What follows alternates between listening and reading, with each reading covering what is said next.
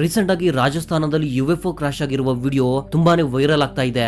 ಆ ವಿಡಿಯೋದಲ್ಲಿ ಒಂದು ಸತ್ತು ಹೋಗಿರುವ ಏಲಿಯನ್ ಕೂಡ ಇದೆ. ಕೇವಲ ಸೋಷಿಯಲ್ ಮೀಡಿಯಾದಲ್ಲಿ ಈ ನ್ಯೂಸ್ ವೈರಲ್ ಆಗ್ತಾ ಇಲ್ಲ, ದೊಡ್ಡ ದೊಡ್ಡ ಮೀಡಿಯಾ ವೆಬ್ಸೈಟ್ ಗಳಲ್ಲಿ ಇದ್ರ ಬಗ್ಗೆ ಆರ್ಟಿಕಲ್ಸ್ ಕೂಡ ಬರ್ತಾ ಇವೆ.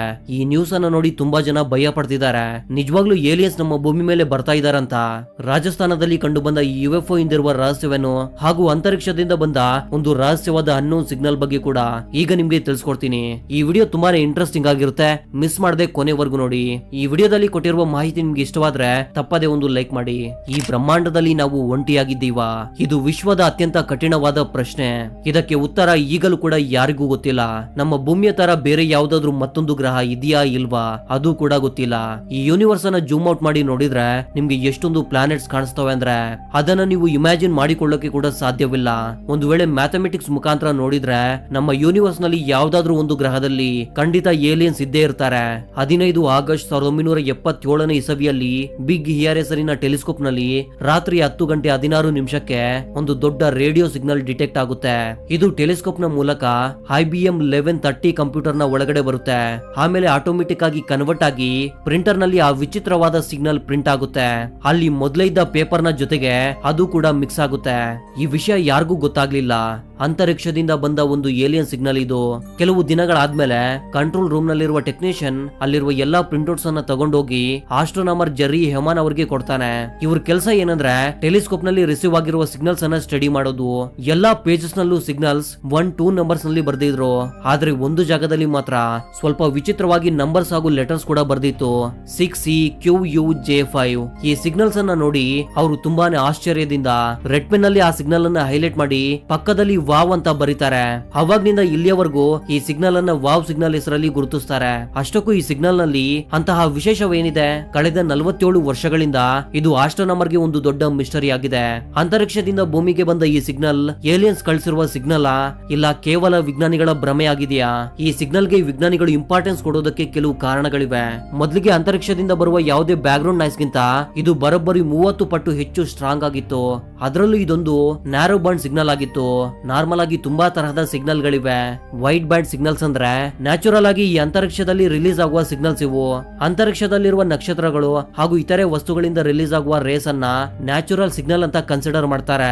ಇನ್ನು ನ್ಯಾರೋ ಬ್ಯಾಂಡ್ ಸಿಗ್ನಲ್ಸ್ ಅಂದ್ರೆ ನ್ಯಾಚುರಲ್ ಆಗಿ ರಿಲೀಸ್ ಆಗುವ ಸಿಗ್ನಲ್ಸ್ ಅಲ್ಲ, ಬದಲಿಗೆ ಅವುಗಳನ್ನ ಟೆಕ್ನಾಲಜಿ ಮುಖಾಂತರ ಕ್ರಿಯೇಟ್ ಮಾಡಲಾಗುತ್ತೆ. ಅಂದ್ರೆ ಯಾವ್ದಾದ್ರು ಮ್ಯಾನ್ ಮೇಡ್ ಡಿವೈಸ್ ಗಳಿಂದ ಆ ಸಿಗ್ನಲ್ಸ್ ಜನರೇಟ್ ಆಗಿರುತ್ತೆ. ಅಂತಹ ಸಿಗ್ನಲ್ಸ್ ಅನ್ನ ನ್ಯಾರೋ ಬ್ಯಾಂಡ್ ಸಿಗ್ನಲ್ಸ್ ಎಂದು ಕರೀತಾರೆ. ಅಂದ್ರೆ ಈ ವಿಚಿತ್ರವಾದ ವಾವ್ ಸಿಗ್ನಲ್ ಕೂಡ ಒಂದು ನ್ಯಾರೋ ಬ್ಯಾಂಡ್ ಸಿಗ್ನಲ್ ಆಗಿದೆ.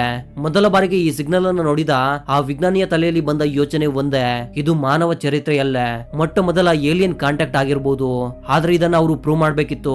ನಿಜವಾಗ್ಲೂ ಇದು ಏಲಿಯನ್ಸ್ ಕಳಿಸಿರುವ ಸಿಗ್ನಲ್ ಅಂತ ಪ್ರೂವ್ ಮಾಡೋದು ತುಂಬಾನೇ ಕಷ್ಟವಾಗಿತ್ತು. ಯಾಕಂದ್ರೆ ನಮ್ಮ ಯೂನಿವರ್ಸ್ ನ ಪ್ರತಿಯೊಂದು ಜಾಗದಲ್ಲೂ ರೇಡಿಯೋ ವೇವ್ಸ್ ಇವೆ. ಎಲ್ಲಾ ನಕ್ಷತ್ರಗಳಲ್ಲಿ, ಎಲ್ಲಾ ಗ್ಯಾಲಕ್ಸಿಗಳಲ್ಲಿ ಹಾಗೂ ಬ್ಲಾಕ್ ಹೋಲ್ಸ್, ಈ ರೀತಿ ಪ್ರತಿಯೊಂದು ಜಾಗದಲ್ಲೂ ರೇಡಿಯೋ ವೇವ್ಸ್ ಇರುತ್ತೆ. ಇದ್ರ ಜೊತೆಗೆ ಬೇರೆ ತರಹದ ವೇವ್ಸ್ ಕೂಡ ಇರುತ್ತೆ. ಅದಕ್ಕೆ ಈ ವಾವ್ ಸಿಗ್ನಲ್ ಅನ್ನ ಸ್ಪೆಷಲ್ ಅಂತ ಹೇಳ್ಬೇಕಂದ್ರೆ ಅವರು ಈ ಸಿಗ್ನಲ್ ಎಲ್ಲಿಂದ ಬರ್ತಾ ಇದೆ ಅಂತ ಕಂಡುಹಿಡಿಬೇಕು. ಜೊತೆಗೆ ಇದು ಯಾವುದೇ ನ್ಯಾಚುರಲ್ ಸೋರ್ಸ್ ಇಂದ ಬಂದಿರುವ ಸಿಗ್ನಲ್ ಅಲ್ಲ ಅಂತ ಅವರು ನಿರೂಪಿಸಬೇಕು. ಅದನ್ನ ಅರ್ಥ ಮಾಡ್ಕೊಳ್ಳೋಕೆ ತುಂಬಾನೇ ಕ್ಯಾಲ್ಕುಲೇಷನ್ ಮಾಡಬೇಕಾಗಿ ಬರುತ್ತೆ. ಆದ್ರೂ ಅದನ್ನ ಅರ್ಥ ಮಾಡ್ಕೊಳ್ಳೋದು ತುಂಬಾನೇ ಕಷ್ಟ. ಅದಕ್ಕೆ ಸಿಂಪಲ್ ಆಗಿ ನಿಮ್ಗೆ ಅರ್ಥ ಆಗೋ ತರ ಹೇಳ್ತೀನಿ ಕೇಳಿ. ನಮ್ಮ ಬ್ರಹ್ಮಾಂಡದಿಂದ ಯಾವ್ದಾದ್ರು ಸಿಗ್ನಲ್ಸ್ ಬಂದ್ರೆ ಅವುಗಳ ಇಂಟೆನ್ಸಿಟಿ ಒಂದಾಗಿರುತ್ತೆ, ಇಲ್ಲ 1, 2, 3 ಈ ರೇಂಜ್ ನಲ್ಲಿ ಇರುತ್ತೆ. ಆದ್ರೆ ವಾವ್ ಸಿಗ್ನಲ್ ನ ಇಂಟೆನ್ಸಿಟಿ ತುಂಬಾನೇ ಸ್ಟ್ರಾಂಗ್ ಆಗಿತ್ತು ಹಾಗೂ ಇದು ನ್ಯಾಚುರಲ್ ಸಿಗ್ನಲ್ ಆಗಿರುವ ಚಾನ್ಸ್ 1% ಗಿಂತ ಕಡಿಮೆ ಆಗಿತ್ತು. ಜೊತೆಗೆ ಬ್ಲಾಕ್ ಹೋಲ್ಸ್ ಹಾಗೂ ಸ್ಟಾರ್ ಗಳು ಇಲ್ಲಿಯವರೆಗೂ ನ್ಯಾರೋ ಬ್ಯಾಂಡ್ ಸಿಗ್ನಲ್ಸ್ ಅನ್ನ ರಿಲೀಸ್ ಮಾಡಿಲ್ಲ. ಅವು ಕೇವಲ ವೈಡ್ ಬ್ಯಾಂಡ್ ಸಿಗ್ನಲ್ಸ್ ಅನ್ನ ಮಾತ್ರವೇ ರಿಲೀಸ್ ಮಾಡಿವೆ. ಈ ನ್ಯಾರೋ ಬ್ಯಾಂಡ್ ಸಿಗ್ನಲ್ಸ್ ಏನನ್ನ ಸೂಚಿಸ್ತವೆ ಅಂದ್ರೆ ತುಂಬಾನೇ ದೂರದಲ್ಲಿರುವ ಒಂದು ಏಲಿಯನ್ ಸಿವಿಲೈಸೇಷನ್ ನಮ್ಮನ್ನ ಕಾಂಟ್ಯಾಕ್ಟ್ ಆಗುವುದಕ್ಕೆ ಕಳಿಸಿರುವ ಒಂದು ಸಿಗ್ನಲ್ ಆಗಿರಬಹುದು.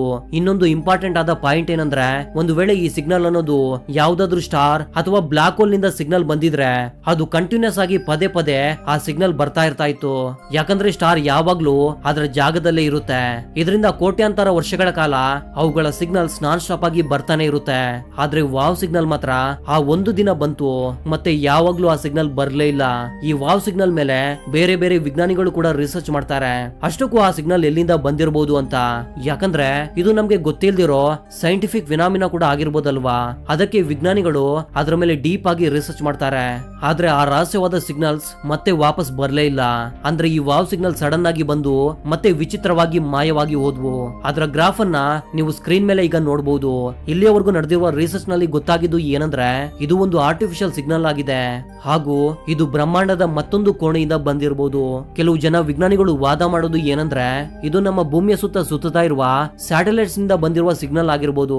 ಆದ್ರೆ 1977ರ ಸಮಯದಲ್ಲಿ ನಮ್ಮ ಭೂಮಿಯ ಆರ್ಬಿಟ್ ನಲ್ಲಿ ಕೇವಲ 250ರಿಂದ 300 ಸ್ಯಾಟಲೈಟ್ಸ್ ಮಾತ್ರವೇ ಇದ್ವು. ಪ್ರಸ್ತುತ ನಮ್ಮ ಭೂಮಿಯ ಆರ್ಬಿಟ್ ನಲ್ಲಿ ಬರೋಬ್ಬರಿ 8,000ಕ್ಕಿಂತ ಹೆಚ್ಚು ಸ್ಯಾಟಲೈಟ್ಸ್ ನಮ್ಮ ಭೂಮಿಯ ಸುತ್ತ ಸುತ್ತಾ ಇವೆ. ವಾವ್ ಸಿಗ್ನಲ್ ನ ಫ್ರೀಕ್ವೆನ್ಸಿ ಬಗ್ಗೆ ಮಾತನಾಡಿದ್ರೆ ಅದು 1420 MHz ಆಗಿತ್ತು. ಈ ಫ್ರೀಕ್ವೆನ್ಸಿ ನಲ್ಲಿರುವ ಸಿಗ್ನಲ್ಸ್ ಕೇವಲ ಯಂಗ್ ಸಿವಿಲೈಸೇಷನ್ ಮಾತ್ರವೇ ಇದನ್ನ ಕ್ರಿಯೇಟ್ ಮಾಡೋದಕ್ಕೆ ಸಾಧ್ಯವಾಗುತ್ತೆ. ಅಂದ್ರೆ ಬ್ರಹ್ಮಾಂಡದಲ್ಲಿರುವ ಯಾವ್ದಾದ್ರು ಯಂಗ್ ಸಿವಿಲೈಸೇಷನ್ ಅಂದ್ರೆ ಆಗ ತಾನೇ ರೇಡಿಯೋ ಸಿಗ್ನಲ್ ಟೆಕ್ನಾಲಜಿ ಬಗ್ಗೆ ತಿಳ್ಕೊಂಡಿರ್ತಾರೋ ಅವರೇ ಈ ಸಿಗ್ನಲ್ಸ್ ಅನ್ನ ಕ್ರಿಯೇಟ್ ಮಾಡಿರ್ತಾರೆ. ಈ ಸಿಗ್ನಲ್ಸ್ ಅನ್ನ ಹೈಡ್ರೋಜನ್ ಲೈನ್ ಎಂದು ಕೂಡ ಕರೀತಾರೆ. ಯಾಕಂದ್ರೆ hydrogen atoms naturally radio waves ಇದೇ ಫ್ರೀಕ್ವೆನ್ಸಿಯಲ್ಲಿ ಬರುತ್ತೆ. ಅಂದ್ರೆ ಸಿಂಪಲ್ ಆಗಿ ಹೇಳ್ಬೇಕಂದ್ರೆ ಯಾವ್ದಾದ್ರು ಸಿವಿಲೈಸೇಷನ್ ಹೊಸದಾಗಿ ಟೆಕ್ನಾಲಜಿಯನ್ನ ಡೆವಲಪ್ ಮಾಡ್ಬೇಕಾದ್ರೆ ಇದೇ ಫ್ರೀಕ್ವೆನ್ಸಿ ಸಿಗ್ನಲ್ಸ್ ಅನ್ನ ಅವರು ಮೊದಲಿಗೆ ಬಳಸ್ತಾರೆ. ಈ ಫ್ರೀಕ್ವೆನ್ಸಿಗೂ ನಮ್ಮ ನೇಚರ್ಗೂ ಒಂದು ಕನೆಕ್ಷನ್ ಇರುತ್ತೆ. ಯಾವುದೇ ಏಲಿಯನ್ ಭಾಷೆ ಬಗ್ಗೆ ನಮ್ಗೆ ಗೊತ್ತಿರೋದಿಲ್ಲ. ಅದಕ್ಕೆ ಸಾಮಾನ್ಯವಾಗಿ ಅವರು ಕಮ್ಯುನಿಕೇಟ್ ಮಾಡ್ಬೇಕಂದ್ರೆ ಇದೇ ಫ್ರೀಕ್ವೆನ್ಸಿ ಸಿಗ್ನಲ್ಸ್ ಅನ್ನ ಅವರು ಕಳಿಸಬೇಕು. ಯಾಕಂದ್ರೆ ಹೈಡ್ರೋಜನ್ ನಮ್ಮ ಬ್ರಹ್ಮಾಂಡದಲ್ಲಿ ತುಂಬಾನೇ ಹೆಚ್ಚು ಪ್ರಮಾಣದಲ್ಲಿ ಕಂಡು ಬರುತ್ತೆ. ನಾರ್ಮಲ್ ಆಗಿ ಎಲ್ಲಾ ವಿಜ್ಞಾನಿಗಳಿಗೂ ಒಂದು ಆಲೋಚನೆ ಇರುತ್ತೆ, ಇತಿಹಾಸದಲ್ಲಿ ಯಾರು ಕಂಡು ಹಿಡಿಯದಂತಹ ಮಾಹಿತಿಯನ್ನ ನಾವು ಕಂಡು ಹಿಡಿಯಬೇಕು ಅಂತ. ಈ ವಾವ್ ಸಿಗ್ನಲ್ ಕೂಡ ಅಂತಹದೇ ಒಂದು ಡಿಸ್ಕವರಿ. ಮೊದಲೇ ಹೇಳಿದಾಗೆ ವಾವ್ ಸಿಗ್ನಲ್ ಒಂದು ನ್ಯಾರೋ ಬ್ಯಾಂಡ್ ಸಿಗ್ನಲ್. ಇದು ಯಾವ್ದಾದ್ರು ಒಂದು ಟೆಕ್ನಾಲಜಿ ಡಿವೈಸ್ ಇಂದಾನೆ ಕ್ರಿಯೇಟ್ ಆಗಿದೆ ಹಾಗೂ ಅಂತರಿಕ್ಷದಲ್ಲಿ ಅದನ್ನ ಕ್ರಿಯೇಟ್ ಮಾಡಲಾಗಿದೆ. ಅದು ಕೂಡ ನಮ್ಮಿಂದ ಲಕ್ಷಾಂತರ ಲೈಟ್ ಇಯರ್ಸ್ ದೂರದಲ್ಲಿ ಕ್ರಿಯೇಟ್ ಮಾಡಿದ್ದಾರೆ. ಅಂದ್ರೆ ಯಾವ್ದಾದ್ರು ಒಂದು ಇಂಟೆಲಿಜೆನ್ಸ್ ಸಿವಿಲೈಸೇಷನ್ ಅದನ್ನ ಕ್ರಿಯೇಟ್ ಮಾಡಿದೆ. ಮರುದಿನ ಆ ಸಿಗ್ನಲ್ ಅನ್ನ ವಿಜ್ಞಾನಿಗಳು ಮತ್ತೆ ಡಿಟೆಕ್ಟ್ ಮಾಡೋದಕ್ಕೆ ಟ್ರೈ ಮಾಡ್ತಾರೆ. ಆದ್ರೆ ಆ ಪ್ರಯತ್ನದಲ್ಲಿ ಫೇಲ್ ಆಗ್ತಾರೆ. ಆ ಘಟನೆ ನಂತರ ಕೆಲವು ತುಂಬಾನೇ ಪವರ್ಫುಲ್ ಆದ ಸ್ಯಾಟಲೈಟ್ಸ್ ಅನ್ನ ಸೆಟ್ ಮಾಡ್ತಾರೆ. ಇವತ್ತಿಗೆ ಹೆಚ್ಚು ಕಡಿಮೆ 50 ವರ್ಷಗಳಾಗಿವೆ. ಆದ್ರೂ ಕೂಡ ಅಂತಹ ಮತ್ತೊಂದು ಸಿಗ್ನಲ್ ಸಿಗಲೇ ಇಲ್ಲ. ಒಂದು ವೇಳೆ ಆ ಸಿಗ್ನಲ್ ಮತ್ತೆ ಬಂದ್ರೆ ಅದನ್ನ ಇನ್ನೂ ಚೆನ್ನಾಗಿ ರೀಡ್ ಮಾಡಿ ಅದು ಎಲ್ಲಿಂದ ಬಂದಿದೆ ಅಂತ ಕನ್ಫರ್ಮ್ ಆಗಿ ನಾವು ತಿಳ್ಕೋಬಹುದು. ಈ ವಾವ್ ಸಿಗ್ನಲ್ ಬಗ್ಗೆ ಹೆಚ್ಚು ಡೇಟಾ ಕೂಡ ನಮ್ಮಲ್ಲಿ ಇಲ್ಲ. ಆದ್ರೆ 2017ರಿಂದ 2020ರವರೆಗೂ ತುಂಬಾ ಜನ ವಿಜ್ಞಾನಿಗಳು ಈ ವಾವ್ ಸಿಗ್ನಲ್ ಅನ್ನ ಮತ್ತೆ ರೀಡ್ ಮಾಡೋದಕ್ಕೆ ಟ್ರೈ ಮಾಡ್ತಾರೆ. ಆ ಸಮಯದಲ್ಲಿ ಅತಿ ದೊಡ್ಡ ಟೆಲಿಸ್ಕೋಪ್ ಆಗಿದ್ದ ಈ ಬಿಗ್ ಏರ್ ಟೆಲಿಸ್ಕೋಪ್ ತುಂಬಾನೇ ಪವರ್ಫುಲ್ ಆಗಿತ್ತು. ಅದಕ್ಕೆ ಕಂಪೇರ್ ಮಾಡಿದ್ರೆ ಈಗ ನಮ್ಮ ಬಳಿ ಇರುವ ಟೆಲಿಸ್ಕೋಪ್ಸ್ ತುಂಬಾ ಹೆಚ್ಚು ಪವರ್ಫುಲ್ ಆಗಿವೆ. ಅಂದ್ರೆ ಸುಮಾರು 1000 ಪಟ್ಟು ಹೆಚ್ಚು ಪವರ್ಫುಲ್ ಆಗಿವೆ. ಆದ್ರೆ ಇಷ್ಟೊಂದು ಪವರ್ಫುಲ್ ಆದ ಟೆಲಿಸ್ಕೋಪ್ ಗಳಿದ್ರೂ ಕೂಡ ಅಂತಹ ಯಾವುದೇ ರಹಸ್ಯವಾದ ಸಿಗ್ನಲ್ಸ್ ಇದುವರೆಗೂ ಡಿಟೆಕ್ಟ್ ಆಗಿಲ್ಲ. ಒಂದು ವೇಳೆ ಈಗ ಅಂತಹ ಸಿಗ್ನಲ್ಸ್ ಬಂದ್ರೆ ಅದು ಎಲ್ಲಿಂದ ಬಂದಿವೆ ಅಂತ ಕಂಡುಹಿಡಿಯಬಹುದು. ರೀಸೆಂಟ್ ಆಗಿ ನಡೆದ ರಿಸರ್ಚ್ ಪ್ರಕಾರ ಈ ವಾವ್ ಸಿಗ್ನಲ್ ಸೆಗಿಟೇರಿಯಸ್ ಕಾನ್ಸ್ಟಲೇಷನ್ ಇಂದ ಬಂದಿದೆಯಂತೆ. ಈ ಸಿಗ್ನಲ್ ಅನ್ನ ಕಳುಹಿಸಿದ ಸಿವಿಲೈಸೇಷನ್ ಈಗ ನಮ್ಗಿಂತ ಅಡ್ವಾನ್ಸ್ ಸಿವಿಲೈಸೇಷನ್ ಆಗಿರಬಹುದು. ಯಾಕಂದ್ರೆ ಅಷ್ಟೊಂದು ದೂರದಿಂದ ಈ ಸಿಗ್ನಲ್ ಬಂದಿದೆ ಅಂದ್ರೆ ಅಲ್ಲಿಂದ ನಮ್ಮ ಭೂಮಿಗೆ ಬರೋಷ್ಟೊತ್ತಿಗೆ ಎಷ್ಟೋ ಲಕ್ಷಾಂತರ ಲೈಟ್ ಇಯರ್ಸ್ ಅಂತರಿಕ್ಷದಲ್ಲಿ ಪ್ರಯಾಣ ಮಾಡಿ ಬಂದಿರುತ್ತೆ.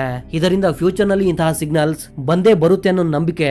ಇದರಿಂದ ನಮ್ಗೆ ಅರ್ಥ ಆಗೋದು ಏನಂದ್ರೆ ನಮ್ಮ ಬ್ರಹ್ಮಾಂಡದಲ್ಲಿ ಏಲಿಯನ್ಸ್ ಖಂಡಿತ ಇದ್ದೇ ಇರ್ತಾರೆ. ಆದ್ರೆ ಸದ್ಯಕ್ಕೆ ನಮ್ಮ ಭೂಮಿ ಮೇಲೆ ಯಾವುದೇ ಏಲಿಯನ್ಸ್ ಇಲ್ಲ.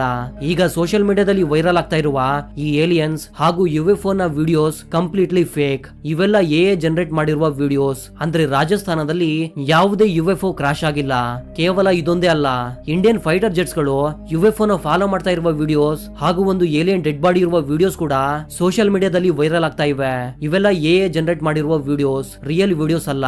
ದೊಡ್ಡ ದೊಡ್ಡ ಮೀಡಿಯಾ ವೆಬ್ಸೈಟ್ ಗಳು ಕೂಡ ಈ ನ್ಯೂಸ್ ಅನ್ನ ಕ್ರಾಸ್ ಚೆಕ್ ಮಾಡದೆ ಇಂಟರ್ನೆಟ್ ನಲ್ಲಿ ವೈರಲ್ ಮಾಡ್ತಿದ್ದಾರೆ. ಇನ್ನು ಈ ವಿಡಿಯೋಗಳು ವೈರಲ್ ಆಗ್ತಾ ಇದ್ದಂತೆ ರಾಜಸ್ಥಾನದ ಕೆಲವು ಯುವಕರು ಏಲಿಯನ್ ವೇಷಗಳನ್ನ ಹಾಕೊಂಡು ಸೋಷಿಯಲ್ ಮೀಡಿಯಾದಲ್ಲಿ ಫೇಕ್ ವಿಡಿಯೋಸ್ ಅನ್ನ ಅಪ್ಲೋಡ್ ಮಾಡ್ತಿದ್ದಾರೆ.